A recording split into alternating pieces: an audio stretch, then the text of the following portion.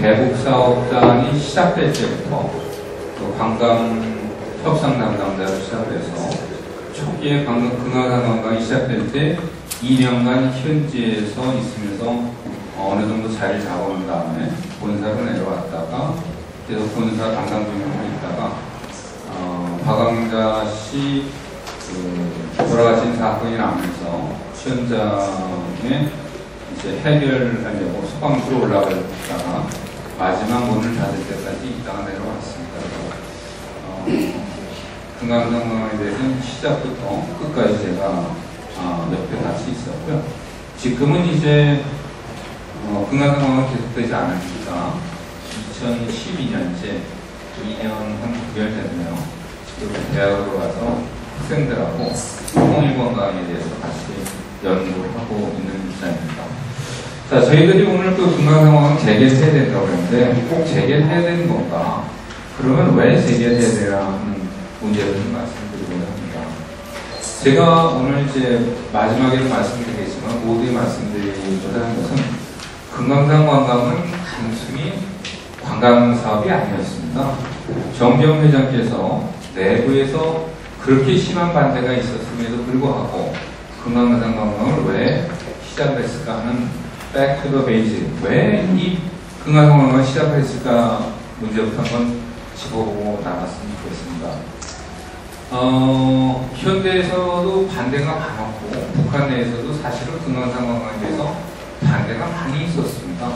그래서 저도 금강산관광에 대해서 목이 잘리기 직전까지 반대를 했던 사람 중에 하나입니다.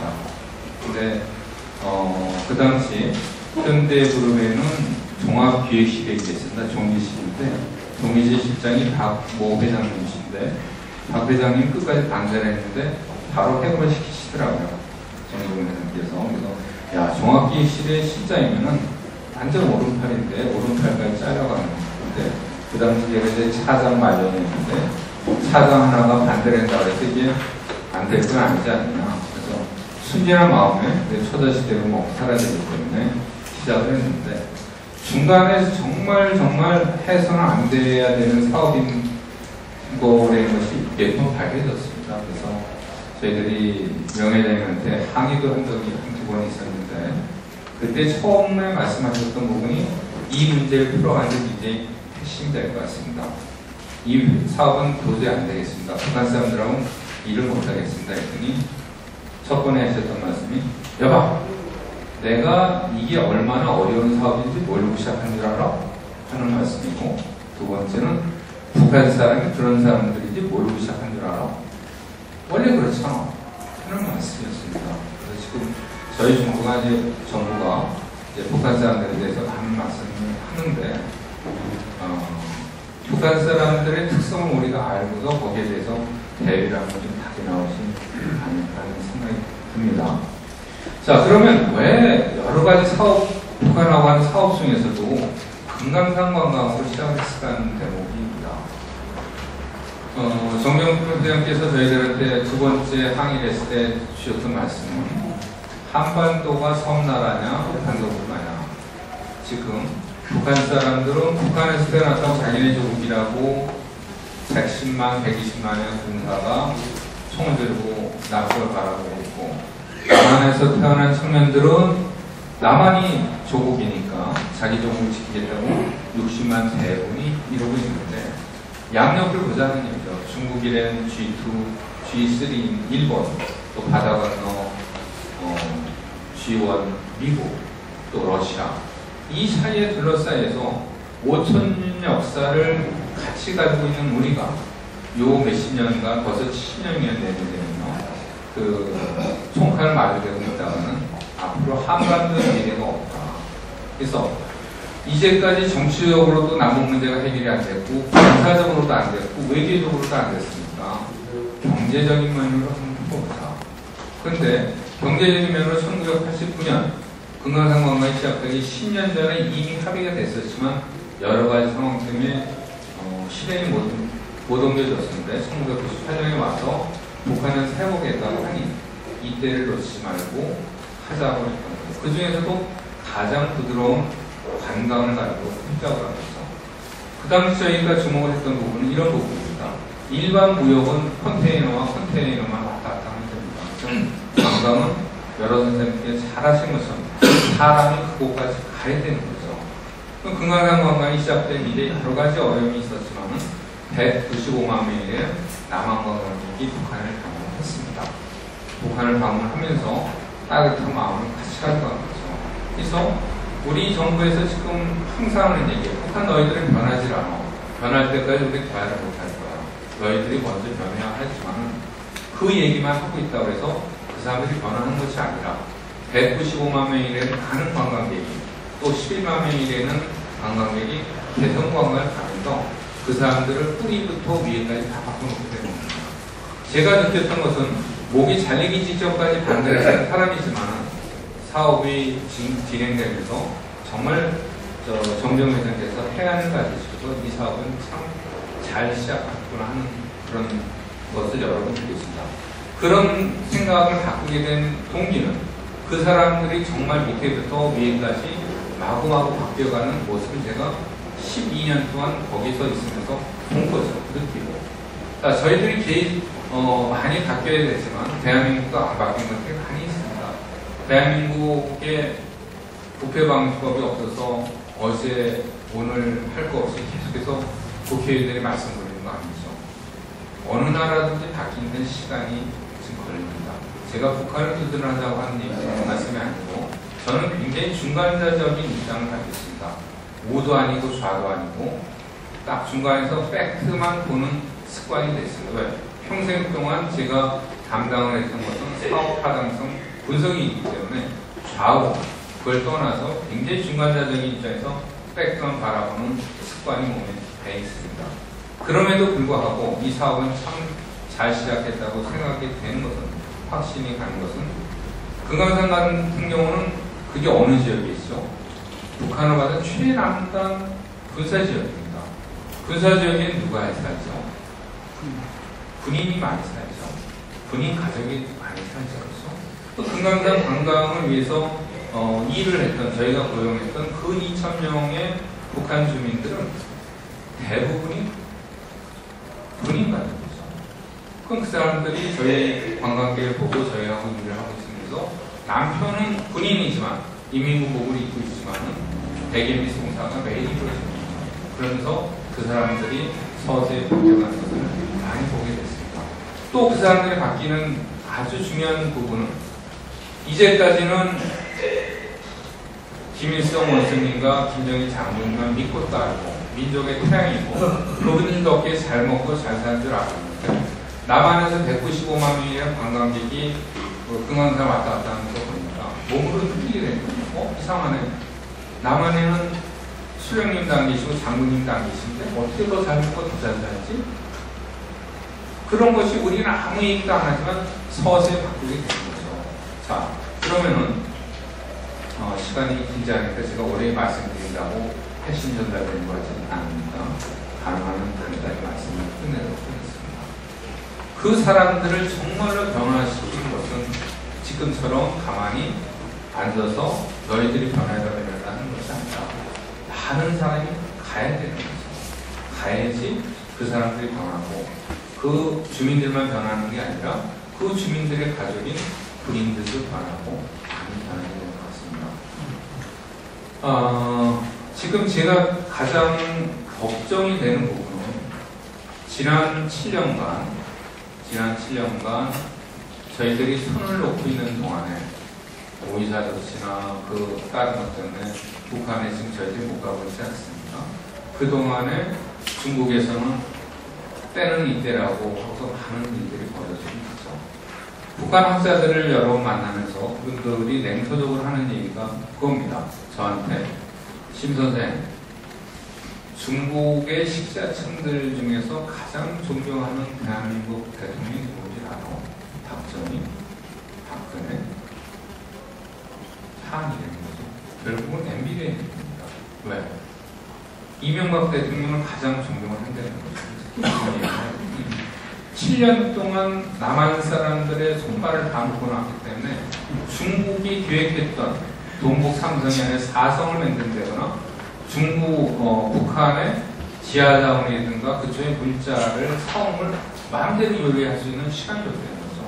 가장 존경하는 대통령이 됐습니다. 박수를 쳐드려야 될지 아닐지 정말 그런 부분이에요. 자, 많은 분들이 북한의 변고가 나고 흡연 사태 나면은 북한은 자동적으로 대한민국으로 온 줄 알고들 계시지만 여기 계신 분들은 그렇지 않다는 걸 너무나 잘 알고 계신 겁니다. 중국이 지난 7년 동안에 북한이 그렇게 믿고 골칫덩어리고 갈 길을 차버렸으면 좋겠지만 그럼에도 불구하고 품고 가는 것은 북한이 가지고 있는 전략적인 가치나 전략적인 함의가 그만큼 크다는 걸 잘 알고 있는 거죠. 중국 사람들 왜 북한을 믿지 않겠습니까?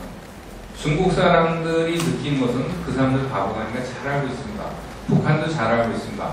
북한의 그 보이싱 얘기 들어보면은 중국에 자기네들 의지는 하지만은 믿지는 않는다는 거죠, 절대로.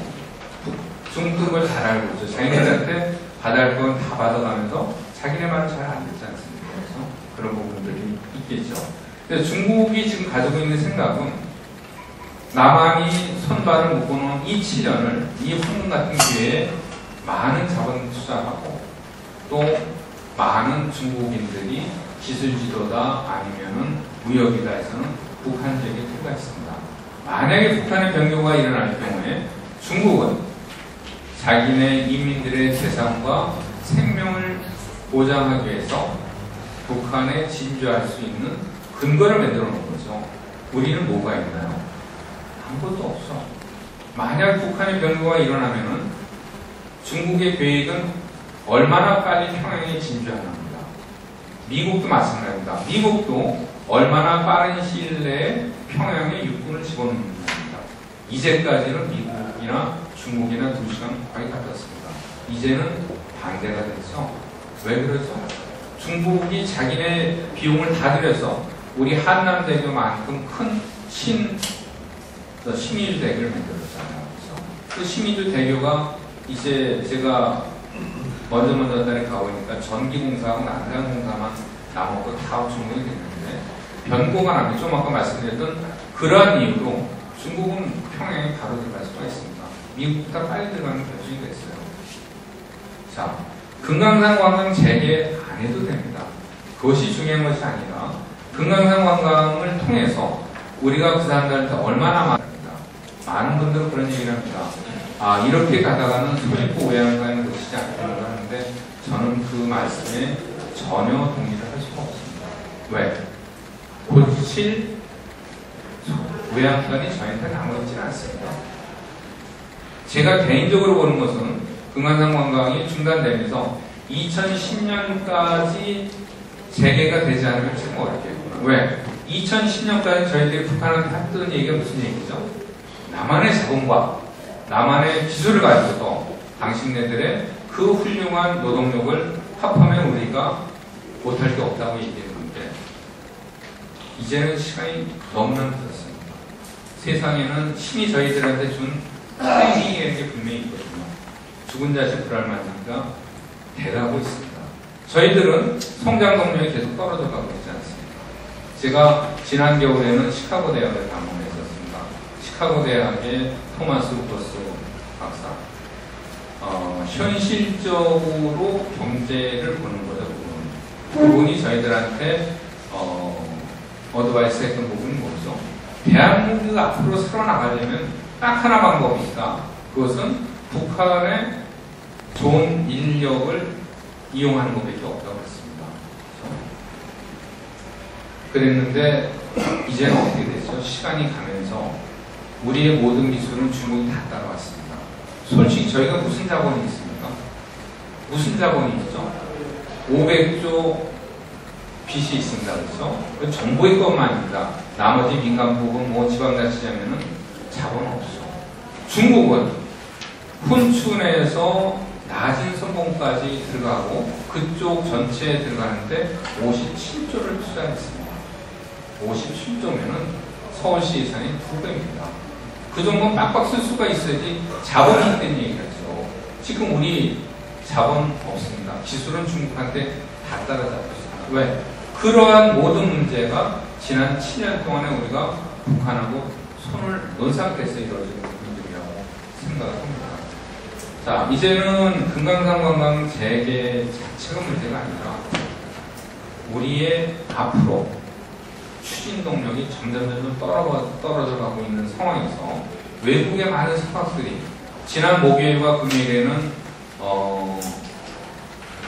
독일 대사군 또 북한 평양의 90개월 동안 주재했던 영국 대사 뭐 그런 분들하고 쭉 포럼이 있었습니다. 그분들이 하나같이 저희한테 권하는 것은 제발 대화를 해라. 너희들 신뢰 프로세스 하는데 신뢰가 땅에서 솟아나니 하늘에서 떨어지는 제발 대화를 하라는 얘기였지만 그 자리에 나왔던 통일부의 핵심 당국자의 얘기는 똑같았었습니다. 북한이 변하기 전에는 우리는 더 이상 대화를 위한 대화를 할 수 없다는 얘기입니다.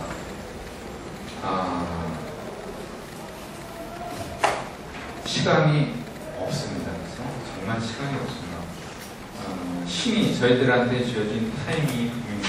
저는 지금도 원고에 써놨던 것처럼 막 환청이 들립니다.